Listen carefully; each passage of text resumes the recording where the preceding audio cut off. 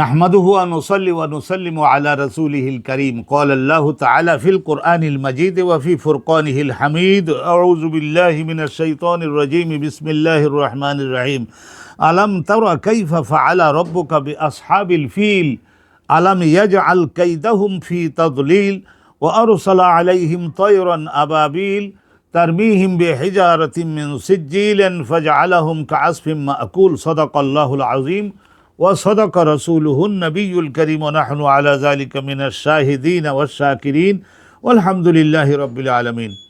সম্মানিত দর্শক মণ্ডলী, আল্লাহ রাব্বুল আলামিনের জন্য শুকরিয়া আদায় করে এবং আল্লাহর প্রশংসা করে আমরা আজকের এই যে সূরা আল ফিল, এই পাঁচখানা আয়াত সম্বলিত সূরা আল ফিল, এই সূরা আল ফিলের সংক্ষিপ্ত তাফসীর এবং এর বিশ্লেষণ আলহামদুলিল্লাহ আমরা সকলে একটু জেনে নিব।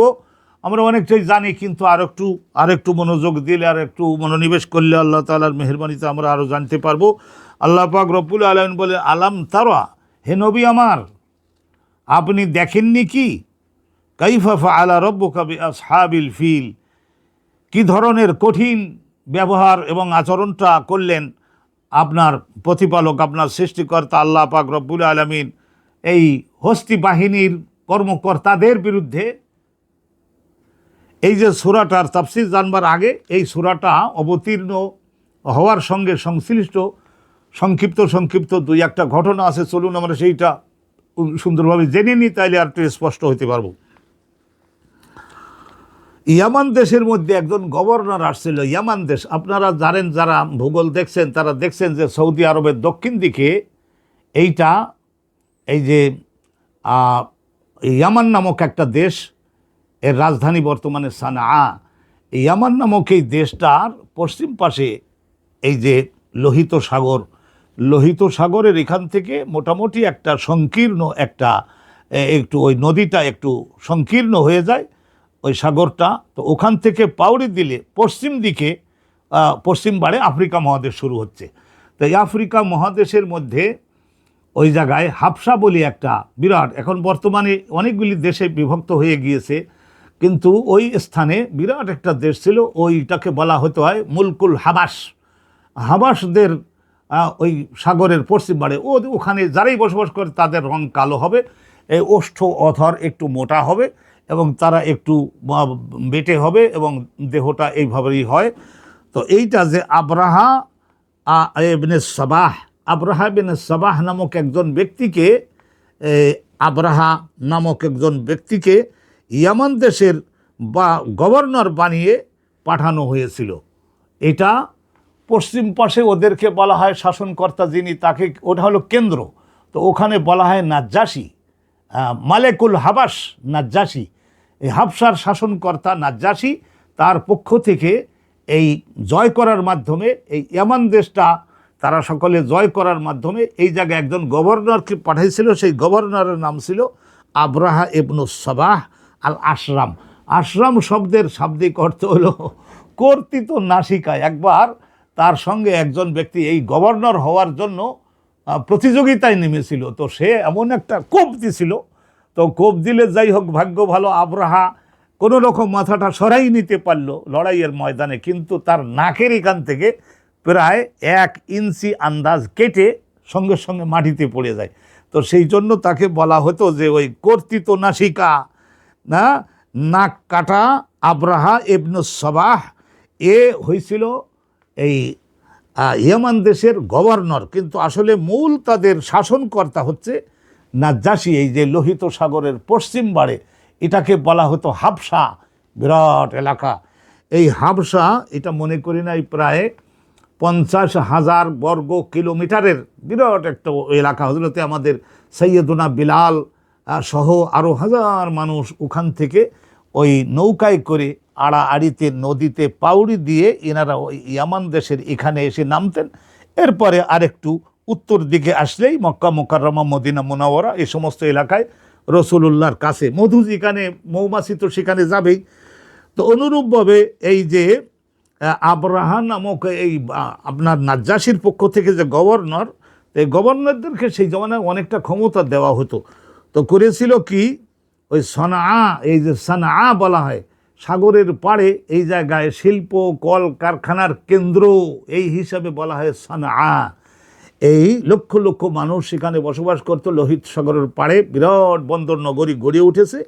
তো এই সানআ নামক এই জায়গায় এই যে আব্রাহা নামক গভর্নর নাজ্জাশী সম্রাট নাজ্জাশীর পক্ষ থেকে, বুঝে নেবেন, তো এ একটা কি করেছিল, নিজের একটা কুমতলব, একটা কুবুদ্ধিতে সে ধর্মীয় দিক থেকে ছিল খ্রিস্টান। তো খ্রিস্টানদের জন্য একটা কোল্লাইয়েস বলা হয়, কোল্লাইয়েস। কোল্লাইয়েস অর্থ হলো ইবাদতখানা, বড় ধরনের একটা ইবাদতখানা বানাইছিল এবং ঘোষণা করেছিল যে এই যে মক্কাতে যে পৃথিবীর সব মানুষেরা মক্কায় কাবা ঘরে যায় আর এই কাবা ঘরে হজ করতে যায়, আর সেই উপলক্ষ করে কাবা ঘরের লোকজনের তাদের বিরাট বাণিজ্যিক উন্নতি হচ্ছে, তো আমরা ওই মক্কার ওই কালো ঘরটার ওখানে যাতে লোকরা না যায়, আমাদের এই কুল্লাইয়েস, আমাদের এই জায়গায় গির্জায় যাতে ইয়েমান দেশের এইখানে যাতে লোকজন আসে সেই ব্যবস্থা আমরা করব।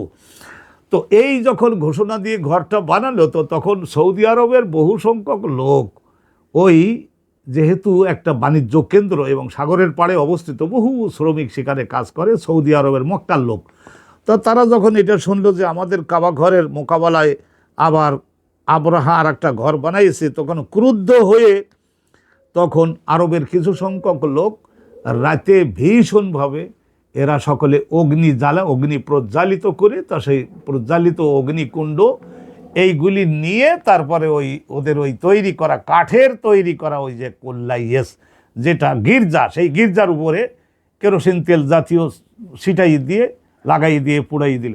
আর একজন করলো কি, বলছে আমার তো আর কিছু নাই, তো সে এই 3-4 জনে মিলে মলত্যাগ করে সেই সমস্ত ময়লা লাঠির মাথায় লটকে নিয়ে তারপরে ওদের প্রতিবাদ হিসাবে ওদের ওই কোল্লাইয়েস যেটারে বলা হয় গির্জার সমস্ত দেওয়ালে ফ্লোরে এই সমস্ত জায়গায় মাখিয়ে দিল এবং এইভাবে প্রতিবাদ করলো।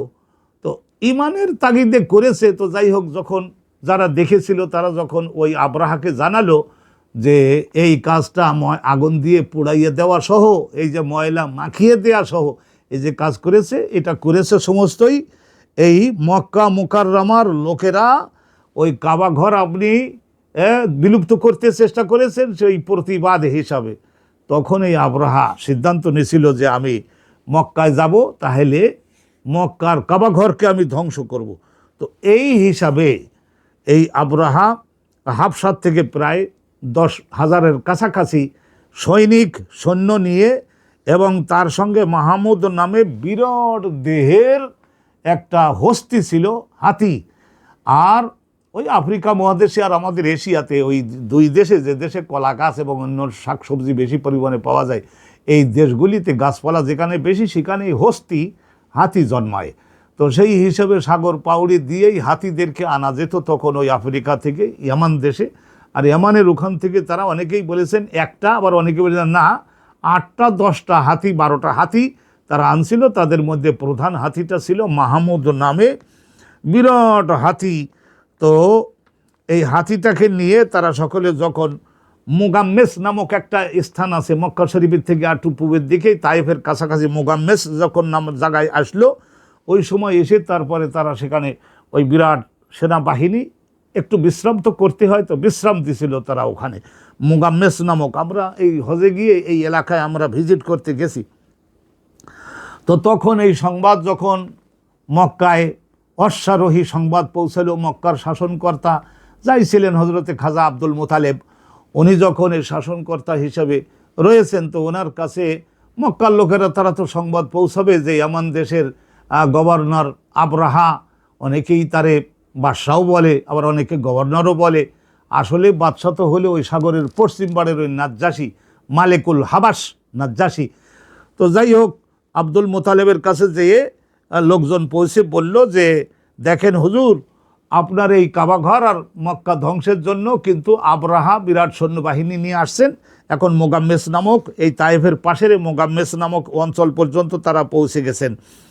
তো হজরতে খাজা আব্দুল মোতালেব তখন দেখলেন যে আমাদের এই এলাকা যাতে কাবাঘরটা ধ্বংস না করে, আমাদের কাবাঘরটা যাতে ধ্বংস না করে, এইটা আর আমাদের এলাকার মানুষজনের জীবন যাতে ধ্বংস না করে, সেই জন্য হজরতে খাজা আব্দুল মোতালেব উনি বিশেষজ্ঞ চিন্তাবিদ যে সমস্ত লোক থাকে তাদেরকে তো এই ধরনের জাতীয় বিপদের মুখে ডাকতে হয়, সবাইকে ডাক দিলেন। ডাকবার পরে পরামর্শ করলেন এবং বললেন যে সশস্ত্র 10,000 15,000 মিলিটারি তারা এসে গেছে অলরেডি এই তায়েফের পাশের মোগাম্মেস, এগুলি আর হয়তো 2-3 দিনের মধ্যে তারা মক্কায় আক্রমণ করতে পারবে।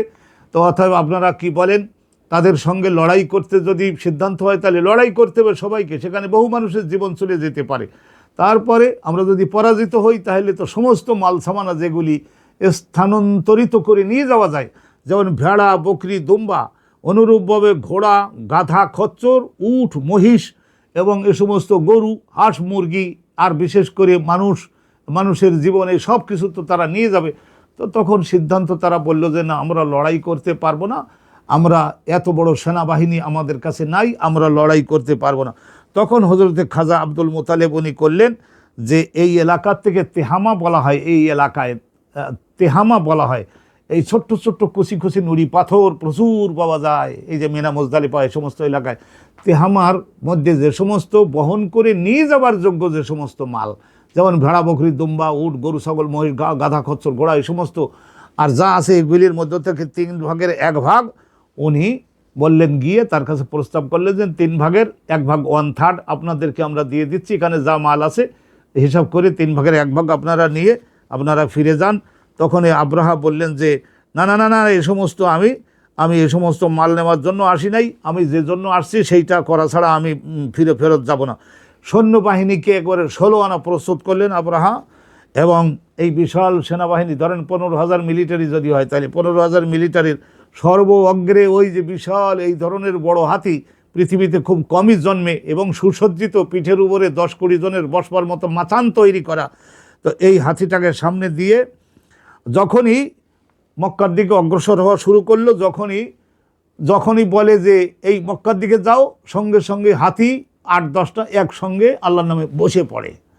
আর যখন তাদেরকে ইয়ামানের দিকে বলা হয়, পরীক্ষা হিসেবে বলে যে ইয়ামানদের যেখান থেকে আসছো ইয়ামানের দিকে যাও, সঙ্গে সঙ্গে দূরত্ব যাওয়া শুরু করে, আবার ডান্ডা পিটা করে আবার বিরত করে। যখন বলে পূবের দিকে যাও, ওই যে মোগাম্মেস নামক জায়গা যে তাইফের ওই দিকে যাও, তো বাস আবার যাওয়া শুরু করে। আবার যখন উত্তর দিকে যেতে বলে তখনও যাওয়া শুরু করে। কিন্তু মক্কার দিকে যখন যেতে বলে সঙ্গে সঙ্গে 8-10টা হাতি একসঙ্গে বিসমিল্লাহ করে বসে পড়ে, এরকমভাবে বসে পড়ে। তো এইভাবে যখন ঘটনা হতে লাগলো, তো তখন ওরা প্রচুর পরিমাণে নির্যাতনপূর্বক যখন 1/2 মাইল 1 মাইল যখন বাধ্য করে এখন মক্কার দিকে নিয়ে যেতে বাধ্য করছে, তখন আল্লাহ পাক রব্বুল আলামিন তখন কি করলেন, আসমানে সিদ্ধান্ত নিলেন। আর যেহেতু মক্কায় যারা আব্দুল মোতালেবের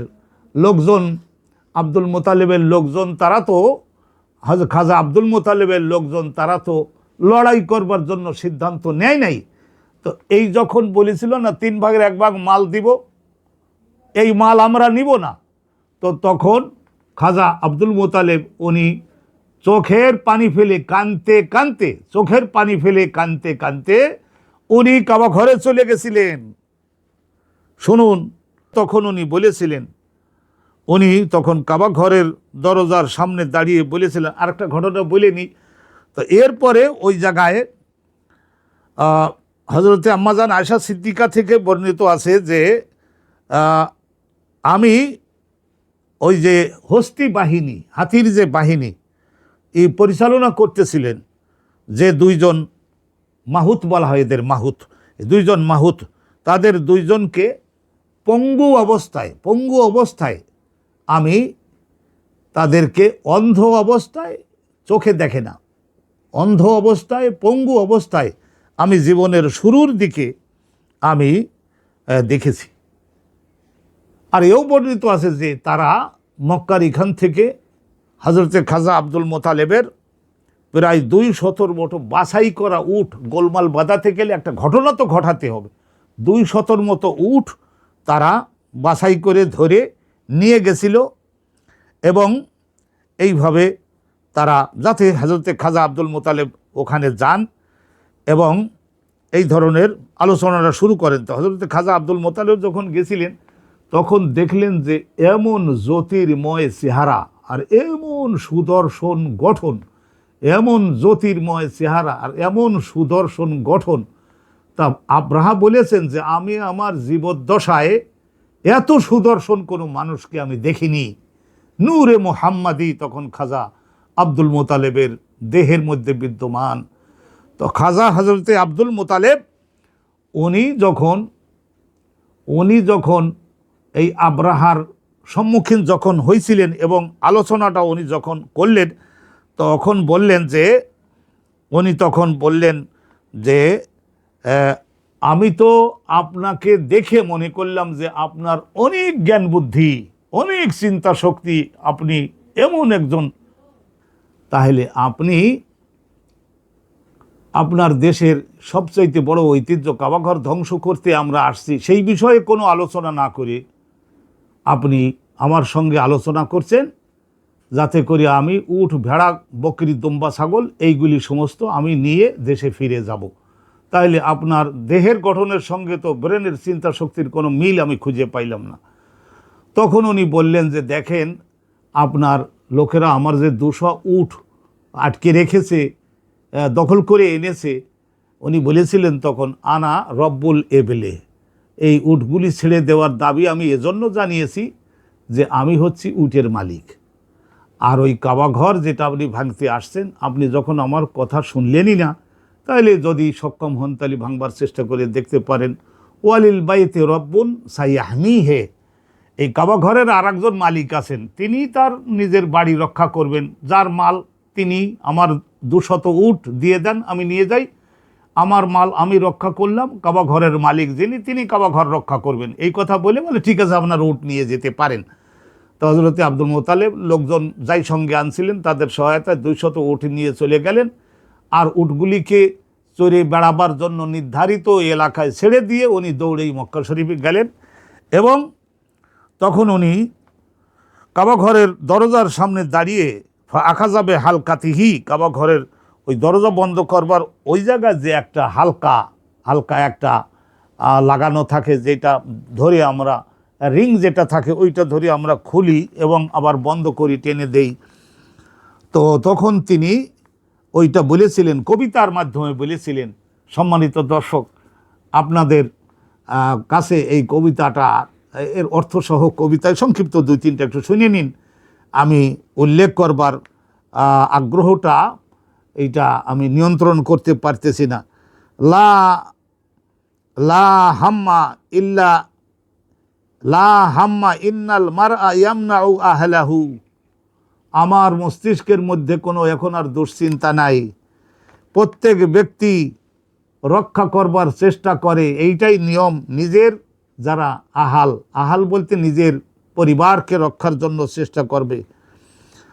ফামনা হালালাকা, ও আল্লাহ তোমার নিজের মাল যেগুলি, তার মানে এই কাবাঘর তুমি সুরক্ষিত রাখো।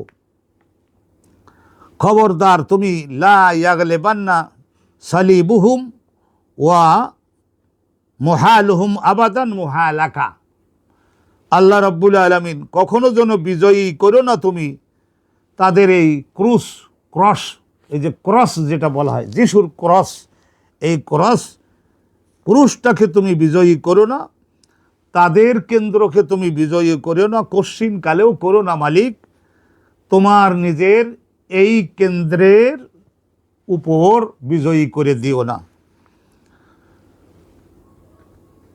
আর এটাও বললেন যে ইনকুন্তা তারিকুহুম ওয়া কাবাতানা, তুমি যদি ফামুর মা বাদা আলাকা, তুমি যদি তাদেরকে শাস্তি না দিয়ে ছেড়ে দিতে চাও ছেড়ে দিতে পারো, আমাদের এই কাবাঘরকে রক্ষা না করে ধ্বংস যদি হতে দিতে চাও, এটা তোমার ঘর, তুমি তাও করতে পারো।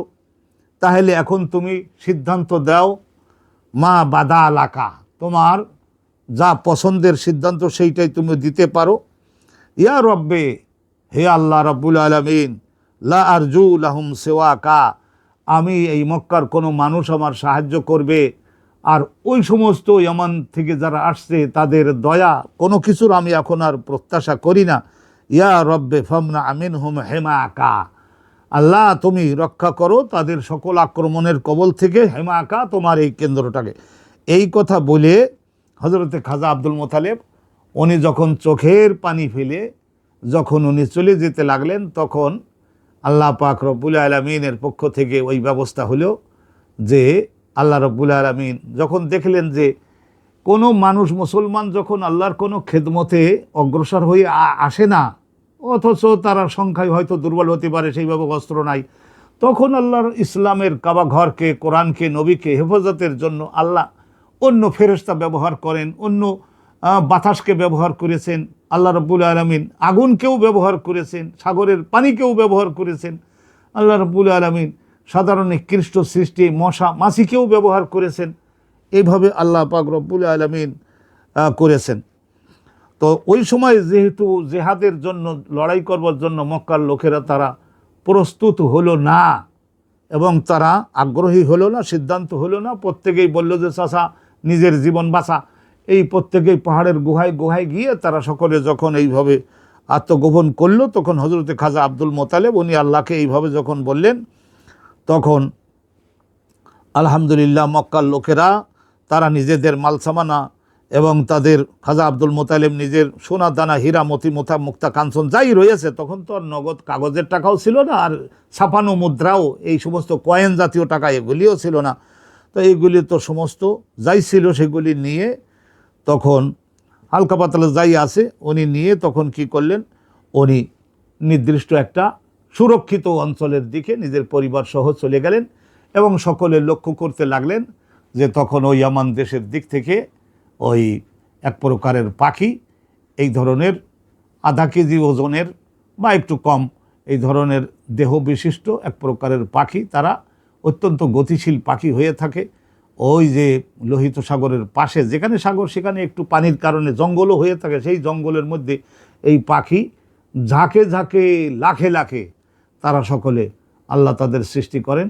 আল্লাহ তাদেরকে বললেন যে তোমরা এই দুই পায়ে দুইটা পাথরের খণ্ড, কিতাবে আছে যে এই আমাদের যে একটু মোটা সাইজের যে ছোলা বাদাম ছোলা যেগুলি বুট, এই বুটের মতো এই ধরনের এক একটা দুই ঠ্যাঙে দুইটা করে নিবা, দুই পায়ে নখে আটকে নিবা আর গালে একটা নিবা, এই তিনটা নিবা।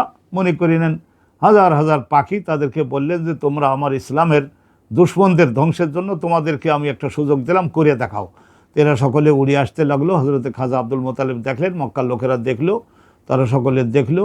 তার শোনেন আল্লাহ পাক রব্বুল আলামিন বলছেন যে আলাম তারা, হে নবী, আল্লাহ পাক রব্বুল আলামিন বললেন যে আলাম তারা, আপনি কি দেখেন নাই, হে আমার নবী আপনি কি দেখেন নাই? তো রাসূলুল্লাহ সাল্লাল্লাহু আলাইহি ওয়াসাল্লামের এই যে ভূমিষ্ঠ হওয়ার 6 মাস আগের ঘটনা এটা। অনেকে বলেন রাসূলুল্লাহর ভূমিষ্ঠ হওয়ার 6 মাস আগের ঘটনা।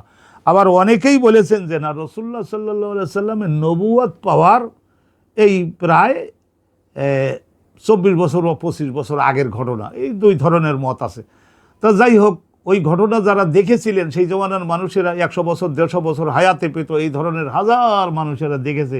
লক্ষ লক্ষ মানুষেরা যদি এই ঘটনাটা বর্ণনা করে তাহলে তাহলে সেইটাতে তো আর কোনো ধরনের সংশয় সন্দেহ থাকতে পারে না, সেটা চোখের সাহায্যে দেখার মতোই সন্দেহমুক্ত হয়।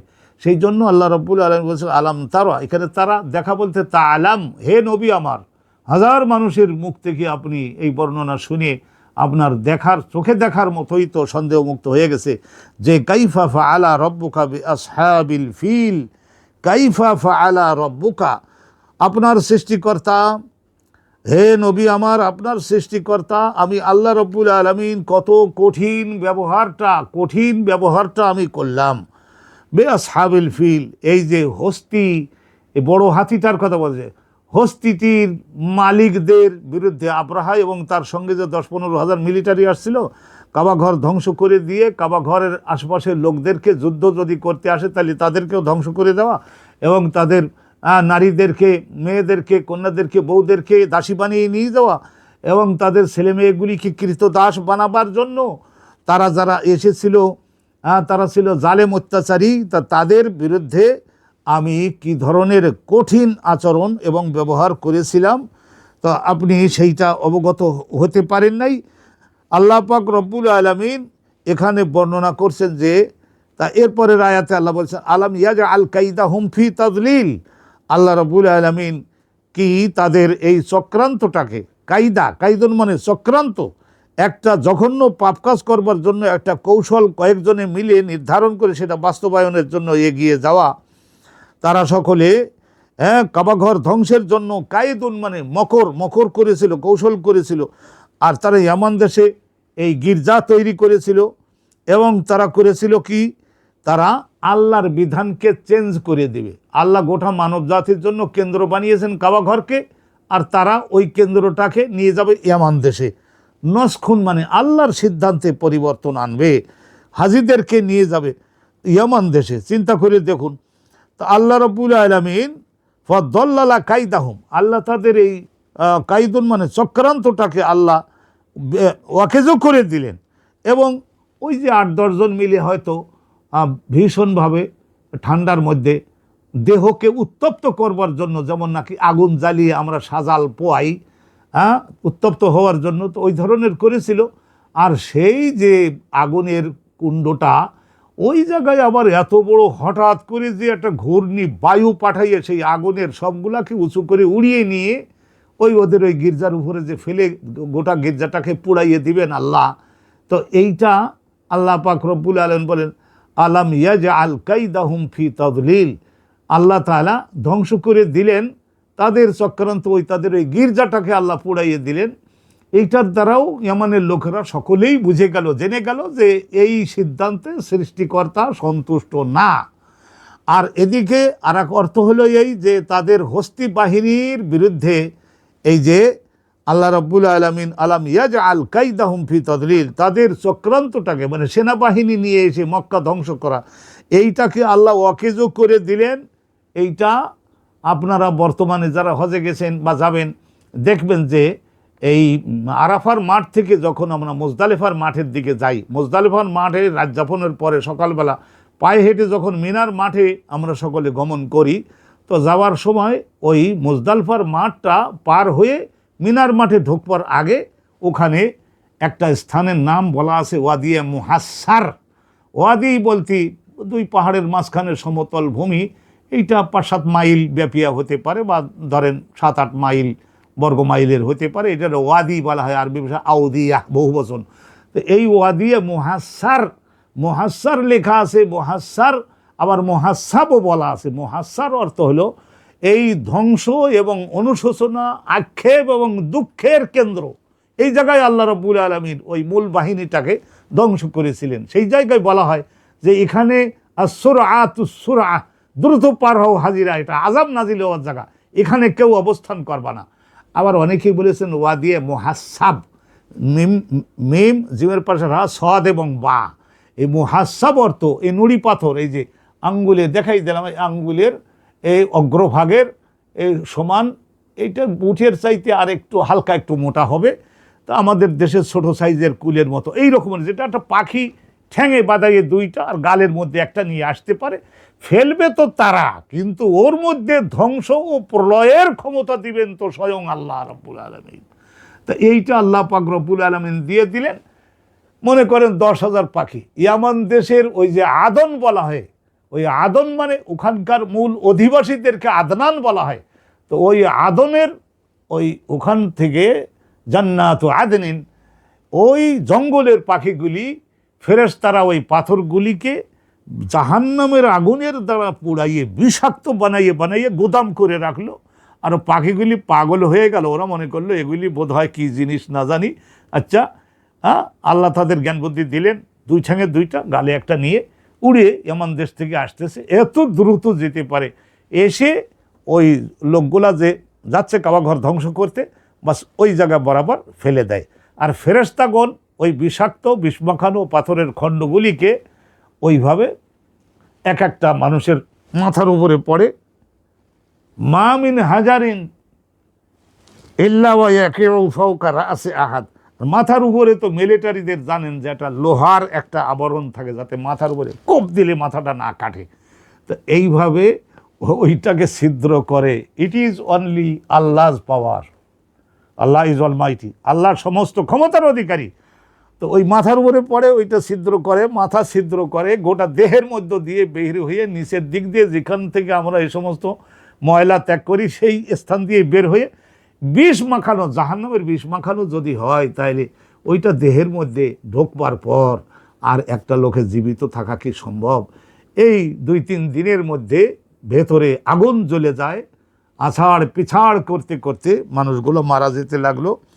প্রায় 5 থেকে 6 হাজারের মতো মানুষ যখন মারা গেল, তা এইভাবে আল্লাহ রাব্বুল আলামিন বলছেন যে আলাম ইয়াজআল কাইদাহুম ফি তাদলিল, আমি আল্লাহ তাদের এই কূটকৌশলটাকে, চক্রান্তটাকে, মানে যুদ্ধের বাহিনীটাকে একেবারে নিরর্থক করে কি দেইনি, অকেজো করে কি দেইনি? তাদের ধ্বংস সাধন কি আমি করি নাই? হস্তি বাহিনী, তাদের বিরুদ্ধে তোমার প্রতিপালকের আচরণ সম্পর্কে তুমি অবগত হতে পারোনি? এই সূরা যখন নাজিল হলো, তো মক্কার কাফের লোকেরা তারা সিদ্ধান্ত নিয়েছিল রাসূলুল্লাহকে হত্যা করবে। রাসূলুল্লাহর সঙ্গে যারা ঈমানদার সমবেত হয়েছেন তাদেরকে শেষ করে ফেলবে। তখন এই সূরা 5 আয়াত বিশিষ্ট এই সূরা মক্কায় নাজিল হয়েছিল। আল্লাহ পাক রব্বুল আলামিন তাদেরকে জানালেন, মক্কা নাজিল হয়েছিল, আল্লাহ তাদের জানালেন যে কাবা ঘর তো ভেঙে ফেললে আবার নির্মাণ করা যায়।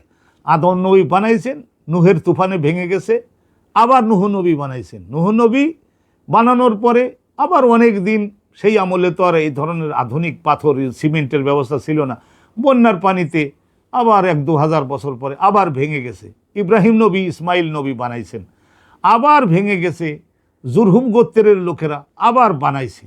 অনুরূপভাবে আবার দেখা যায় যে এইভাবে হজরতে রসুলুল্লাহর বয়স যখন 12-13 বা এই ধরনের 20-র উপরে বিভিন্ন বর্ণনা আছে, তো ওই সময় আবার কোরাইশ সম্প্রদায়ের লোকেরা হালাল রুজি দ্বারা, হালাল কামাই দ্বারা আবার বানাইছিল।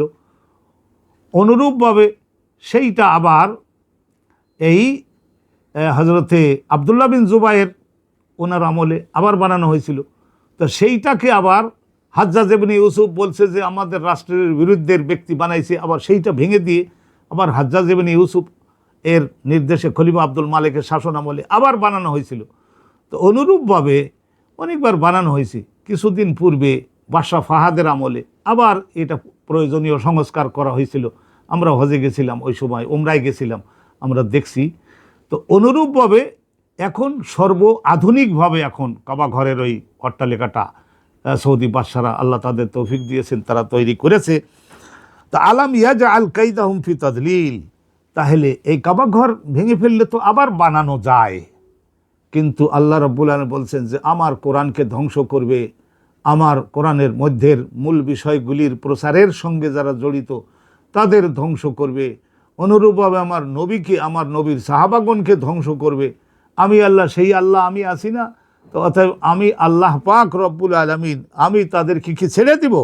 আল্লাহ বলছেন ওয়া আরসালা আলাইহিম তয়রান আবাবিল, ওয়া আরসালা আলাইহিম তয়রান আবাবিল, আমি পাঠিয়েছিলাম তাদের ধ্বংস করবার জন্য। আল্লাহ পাঠিয়েছিলেন তাদের বিরুদ্ধে তয়রান, এক জাতের পাখি, এই ওয়ান কাইন্ড অফ বার্ড, এক জাতের পাখি। আর যারা এসেছিল 2-1 জন না। আবাবিল শব্দটা এটা বহুবচন, ইব্বিলুন, ইব্বালুন, ইব্বিলুন, ইব্বুলুন, 3 ধরনের শব্দ এখানে আছে। এর বহুবচন হলো আবাবিল। আবাবিল মানে যারা এসেছিল ঝাঁকে ঝাঁকে, দলে দলে, ঝাঁকে ঝাঁকে, দলে দলে, হাজারে হাজারে তারা এসেছিল। আমরা অনেক সময় বলি যে আবাবিল পাখি, আসলে আবাবিল শব্দটার অর্থ হলো ঝাঁকে ঝাঁকে, দলে দলে। তার মিহিম বেহেজারাতিন মিন সিজিল, নিক্ষেপ করতো তারা, ওই পাখিরা নিক্ষেপ করতো বেহেজারাতিন, এক ধরনের বিষ মাখানো পাথর। আর মিন সিজিল, আর সিজিল শব্দের অর্থ হলো মুসাজ্জালা। মুসাজ্জালা একেবারে নাম রেজিস্ট্রেশনকৃত, যে এই পাথরটার দ্বারা অমুক কাফেরকে হত্যা করতে হবে, নাম লেখা। আর ওই পাখিটা ওই পাথরটা নিয়ে খুঁজে খুঁজে একেবারে ওই যে আব্দুল জব্বার, একেবারে তার মাথার উপরে মেরে দেয়। সিজিল, এই সিজিল শব্দের অর্থ হলো যে নাম পরিপক্কভাবে পাকাপাকি করে নাম লিখে দিয়েছেন ফেরেশতারা, ওই পাথরটার দ্বারা ওই কাফেরকেই হত্যা করা হলো। আবার সিজিল শব্দটার আর একটা অর্থ হলো মাতবুখ। মাতবুখ মানে জাহান্নামের আগুনে, বিষাক্ত আগুনে উত্তাপিত এবং দীর্ঘ সময়ে যেটাকে পোড়ানো হয়েছে এমন একটা পাথর এই পাখিরা তারা সকলে ওই কাফেরদের মাথার উপরে ফেলে দিল। ফাজা আলাহুম কাসফিম মাকুল। আর আল্লাহ পাক রব্বুল আলামিন, এখন এখানে জাআলা অর্থ অনেকেই বলেছেন এই পাখিতে, আর অনেকেই বলেছেন যে না, এখানে জাআলা অর্থ হলো আল্লাহ পাক রব্বুল আলামিন কর্তা হবেন। ফাজা আলাহুম, ওই যে আলাম ইয়াজআল, আল্লাহ কি বানিয়ে দেন নাই তাদের এই চক্রান্ত কূটকৌশলটাকে ফি তাদলিল, একেবারে অর্থবিহীন। এই 15,000 লোক নিয়ে এমন দেশ থেকে মক্কার এখানে আসা কত টাকা খরচ হয়েছে চিন্তা করতে পারেন। আল্লাহ নবীগণের বানানো কাবা ঘরটাকে ধ্বংস করে দিয়ে তারা তাদের গির্জা বানাবে এমন দেশে। চিন্তা করে দেখতে পারেন, এটা আসমান জমিনের মালিকের বিরুদ্ধে যুদ্ধ ঘোষণা না। ফাজা আলাহুম কা আসফিন মাকুল, আল্লাহ রাব্বুল আলামিন তাদেরকে বানিয়ে দিলেন আসফিন মাকুলের মতো। আসফুন বলা হয় আমরা যে সমস্ত দেখছি যে সবুজ পাতা এবং গাছের লতা পাতা, এগুলি অনুরূপভাবে খড় এবং এই ধরনের নাড়া খড় আমাদের এই ফসল কাটবার পরে যেগুলি এই পশু খাদ্য হিসেবে বানাবার জন্য যেগুলি আমরা কেটে কেটে হয়তো 10টা গরু মাঝখানে একটা সুন্দর করে একটা সুরক্ষিত এলাকা সেখানে আমরা রেখে দেই। তো ওই জায়গায় এই পশুরা ভক্ষণ করবার পরে কিছু তো গালের থেকে পড়ে যায়, আর সেইগুলির উপর দিয়ে পশুগুলি বারবার পায়ের সাহায্যে হাঁটে, অনুরূপভাবে পায়ের সাহায্যে হাঁটে আর দাবায় এবং এই ধরনের দাবিয়ে এবং মুচলিয়ে একেবারে নিষ্পেষণ করে ফেলে। তো সেই ধরনের আসফন মানে এই ধরনের পাতা এবং খোয়ার জাতীয় জিনিস যেগুলি পশুর খাদ্য হয়, গাছের পাতা হতে পারে, সেগুলো নাড়া হতে পারে, খোয়ার হতে পারে, এইগুলিকে বলা হয় আসফুন। অনুরূপভাবে আল্লাহ পাক রব্বুল আলামিন তাদের সকলকে এইভাবে ধ্বংস করে দিলেন। বহুদিন পর্যন্ত তাদের মৃতদেহগুলি ওই সমস্ত এলাকায় পড়েছিল এবং তাদের এইভাবে অনেকেই আদ বলে, তাদের আদ সম্প্রদায়ের অনেক লোক, অনেক বড় বড় দেহ, তারা সকলে আসছিল। বহুদিন পর্যন্ত তো হাড় ওই সমস্ত এলাকায় পড়েছিল এবং রাসূলুল্লাহ সাল্লাল্লাহু আলাইহি ওয়াসাল্লাম এই কিছুদিনের মধ্যে ভূমিষ্ঠ হলেন, হাজার মানুষদের জবান থেকে শুনেছিলেন। তাইলে ইসলাম প্রচারের জন্য, প্রতিষ্ঠার জন্য আমাদের চেষ্টা করতে হবে। আল্লাহ পাক রব্বুল আলামিন রহমত করুন। আর কাবা ঘরকেও যেমন জালিমদের ধ্বংস করতে দেননি, আল্লাহ অনুরূপভাবে কোরআনকে ধ্বংস করতে দেবেন না। নবী রাসূলগণকেও আল্লাহ ধ্বংস করতে দেন নাই, তাদের হেফাজত করেছেন। অবশ্য অনেকেই শহীদ হবে, শহীদ হলেও আল্লাহ তাদেরকে মহাসম্মানিত জীবন আল্লাহ পাক রব্বুল আলামিন দান করেন। তো সূরা আল ফিল এ সম্পর্কে আমরা সংক্ষিপ্তভাবে শুনলাম। খুব বেশি করে আমরা আলহামদুলিল্লাহ এই সূরাটা আমরা তেলাওয়াত করব। হযরতে খাজা আব্দুল মোতালেব বলেছিলেন, আনা রব্বুল এবেলে, আমি হইলাম এই 200 উট আমি দাবি করছি, কারণ আমি হচ্ছি উটের মালিক। ওয়ালিল বাইতে রব্বুন সাইয়ামনাহু, আর এই কাবা ঘরের মালিক একজন আছেন, কাবা ঘরের মালিক, তিনি নিশ্চয়ই তার গৃহকে রক্ষা করবেন। রাসূলুল্লাহ বলেছেন, এক হাদিসে পাওয়া যায়, মান কারা সূরাত আল ফিল, সূরায়ে ফিল নামাজে বা অন্য নামাজের বাইরেও যে ব্যক্তি ইমানদার পুরুষ বা মহিলা তেলাওয়াত করবেন, আফাহুল্লাহু আইয়ামা হায়াতিহি মিনাল খাসফি ওয়াল মাসখি, আল্লাহ পাক রব্বুল আলামিন তাকে, খাসফুন বলা হয় ভূমিধস। কোনো জায়গায় মাটির মধ্যে গর্ত হয়, সে ভূমির মধ্যে অনেক সময় দেখা যায় যে মানুষ গাড়িয়ে যায়, ওর মধ্যে গিয়ে পড়ে। আর মাসকুন অর্থ মাটির উপরে থাকলেও আল্লাহ তাআলা কিয়ামতের আগে কিছু সংখ্যক মানুষের খাসলত খারাপ হওয়ার কারণে তাদেরকে বান্দর এবং শূকরের মতো আকৃতি প্রদান করে শাস্তি প্রদান করবেন। তো এই আকৃতি পরিবর্তন আর ভূমিধস এই কবল থেকে আল্লাহ রাব্বুল আলামিন হেফাজতে রাখবেন এবং এই ধরনের অ্যাক্সিডেন্ট এবং ডুবে মারা যাবে না। আল্লাহ পাক রব্বুল আলামিন হেফাজতে রাখবেন। সূরায়ে ফিল, আলাম তারা কাইফা ফাআলা রাব্বুকা, এই সূরাটার আমল আমাদেরকে বেশি করতে হবে। আল্লাহ পাক রব্বুল আলামিন আমাদের সকলকে তৌফিক দান করুন। অল্প একটু, কারণ ঘটনাটা, সংশ্লিষ্ট ঘটনাটা যদি একটু খুলে না বলি তাহলে আপনাদের কলিজার মধ্যেও 16 আনা প্রশান্তি হবে না, সেই জন্য এইটা আমি আপনাদের উদ্দেশ্যে বললাম। আল্লাহ পাক রব্বুল আলামিনের মেহেরবানিতে এই জিনিসগুলি যাতে করে আল্লাহর বেশি বান্দার নিকটে পৌঁছে যেতে পারে, এই ভীষণ বিপদের দিনে আপনারা একটু প্রচারে সহায়তা করবেন। আসসালামু আলাইকুম ওয়া রাহমাতুল্লাহি ওয়া বারাকাতুহু।